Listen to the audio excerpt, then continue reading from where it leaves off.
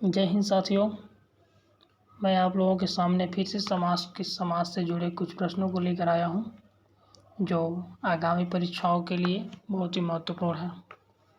जी साथियों, मैं समाज से जुड़े कुछ क्वेश्चंस हैं, लेकिन उससे पहले मैं एक छोटा सा दोहे के माध्यम से इस समाज को ख़त्म करूंगा, जो इस दोहे में ही पूरे समाज को रखा गया है।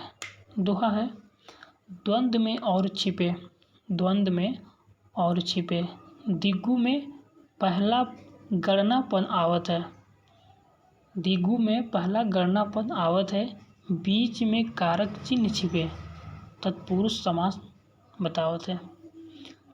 पहला पद विशेषण हो, जिसका पहला पद विशेषण हो, कर्मधारय समास कहावत है। और अव्यय का पहला पद अव्यय हो, बहुब्रीहि में अन्य प्रधान होते हैं।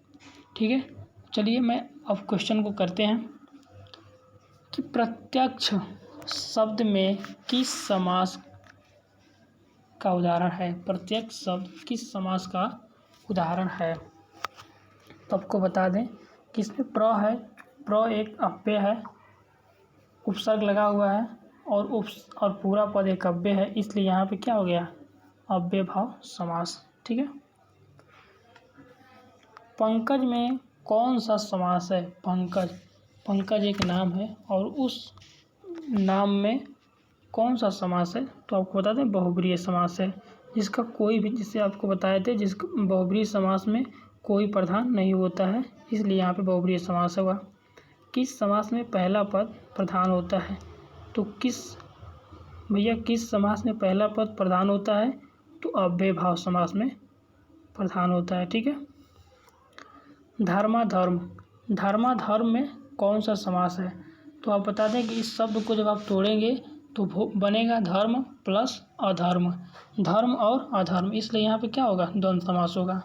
प्रप्तांक, प्रप्तांक में कौन सा समास है, तो प्रप्तांक को आपको बता दें तत्पुरुष समास होगा। ठीक है,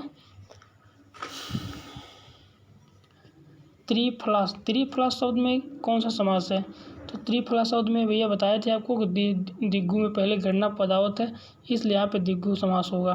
ठीक है, निर्धन में कौन सा समास है, निर्धन बहुब्रीहि समास होगा। बहुब्रीहि समास में किसी तीसरे पद को बताता है, यानी कि इसमें कोई प्रधान नहीं होता है, किसी तीसरे को बताता है, इसलिए बहुब्रीहि समास होगा।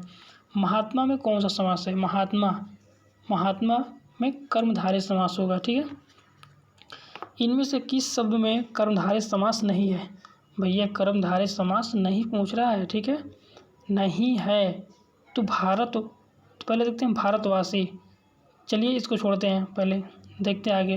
परमेश्वर, परमेश्वर, ठीक है, इस परमेश्वर में तो कर्मधारय समास है। महाजन, महाजन में भी है।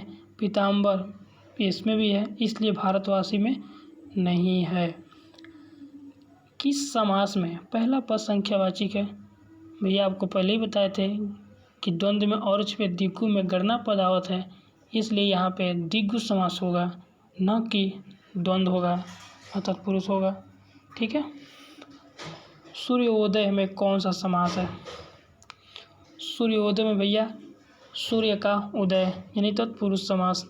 युधिष्ठिर में कौन सा समास है, युद्ध में स्थिर रहने वाला, अर्थात तीसरे को बताता है, इसलिए यहाँ पे बहुब्रीहि समास होगा।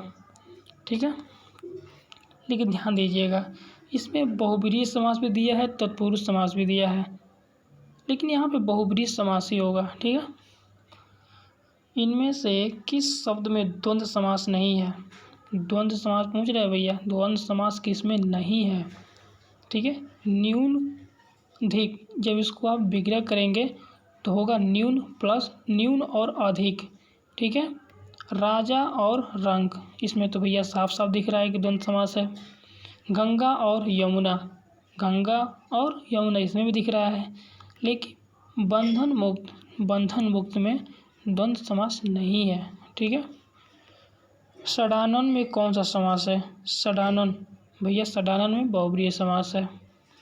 सुख और दुख, सुख दुख में कौन सा समास है, तो भैया द्वंद्व समास है। ठीक है, किस समास में दोनों पद मिलकर एक नया अर्थ प्रकट करते हैं, तो भैया बहुब्रीहि समास। इस प्रकार आज का 16 क्वेश्चन था जो बहुत ही महत्वपूर्ण है और बेसिक से आपको बताए हैं, जो आगामी परीक्षाओं के लिए बहुत ही महत्वपूर्ण था। तो भाई दोस्तों, वीडियो कैसी लगी एक कमेंट बॉक्स में ज़रूर बताएं। अच्छा लगे तो लाइक शेयर कमेंट करें। धन्यवाद।